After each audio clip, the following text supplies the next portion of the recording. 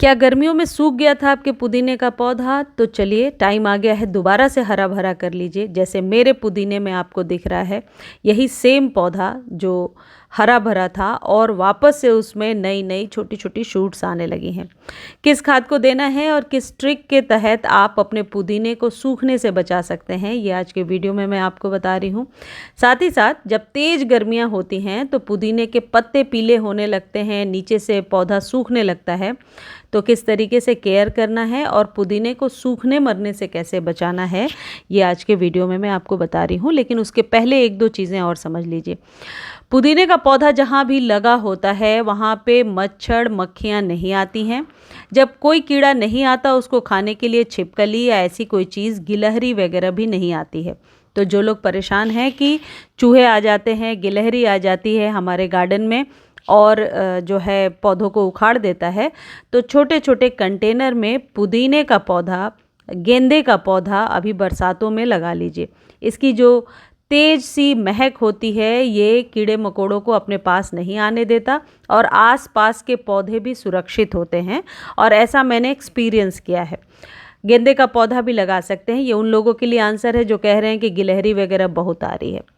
चलिए, सबसे पहली चीज़ जो आपको ध्यान रखना है, पुदीना यदि आपके पास है और घना नहीं हो रहा है तो सिंपल ट्रिक है, पिंचिंग कीजिए।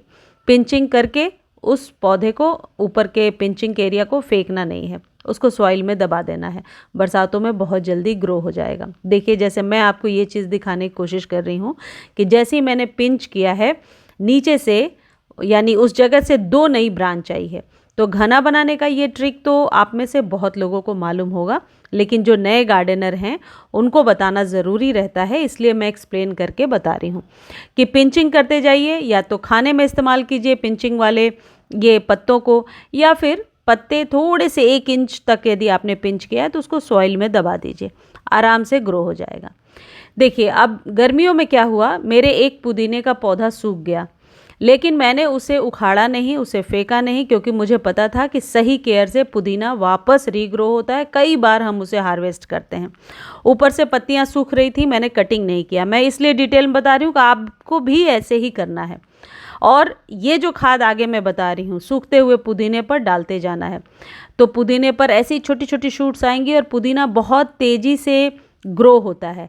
उसके बाद देखिए कुछ इस तरीके से जो शूट्स हैं वो बढ़ने लगी थी। सेम पौधा है, सेम गमला है, आप देख रहे हैं। पुदीने के लिए हमेशा चौड़े कंटेनर का इस्तेमाल करना है, और जो इसकी लंबाई होगी डीप जो है वो 5 से 6 इंच का होगा तब भी चलेगा। लेकिन ऊपर का जो एरिया है, सरफेस है, वो बहुत चौड़ा चाहिए, क्योंकि पुदीना घास की तरफ फैल जाता है।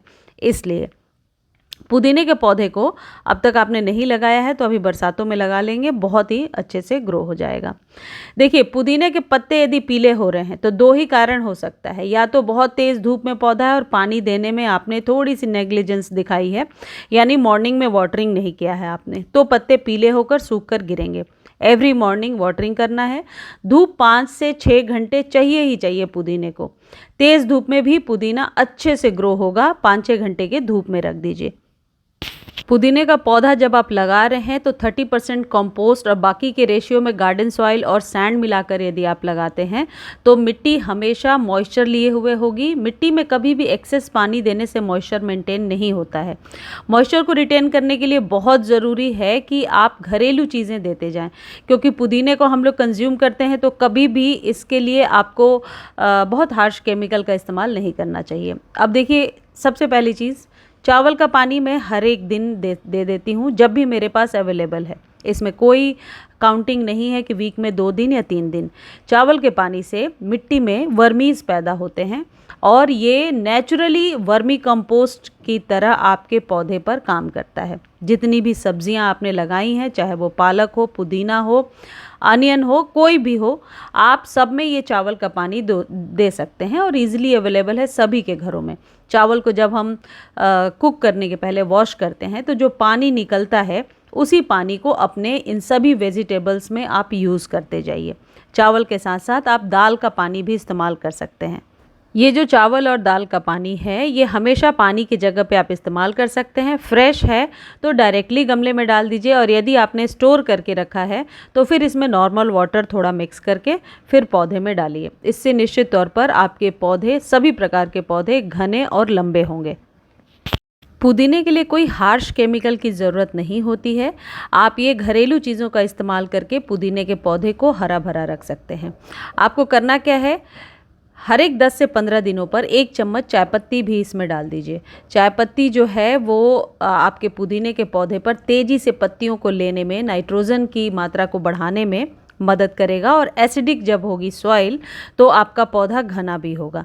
ये जो चाय पत्ती है ये फ्रेश भी ले सकते हैं, यूज टी लीफ भी ले सकते हैं। कोई नई कटिंग भी आपने लगाया है और आप सोच रहे हैं इस पर किस खाद को देना है, तो बस 1 चम्मच चाय पत्ती को 1 गिलास पानी में घोलकर 3-4 घंटे के लिए रखिए और उसी लिक्विड को यूज़ कर लीजिए। फिर 15 दिनों के बाद आप उसे यूज़ कीजिए। बेस्ट है कि आप यूज टी लीफ का ही इस्तेमाल करें। पुदीने से जुड़ी हुई जो भी जानकारी मेरे पास थी मैंने शेयर किया है, और फिर भी कोई क्वेरी है आपके माइंड में तो आप कमेंट सेक्शन में लिख सकते हैं। फेसबुक पर देख रहे हैं तो फॉलो कर दीजिए, और यूट्यूब पर देख रहे हैं तो सब्सक्राइब ज़रूर कीजिए। धन्यवाद।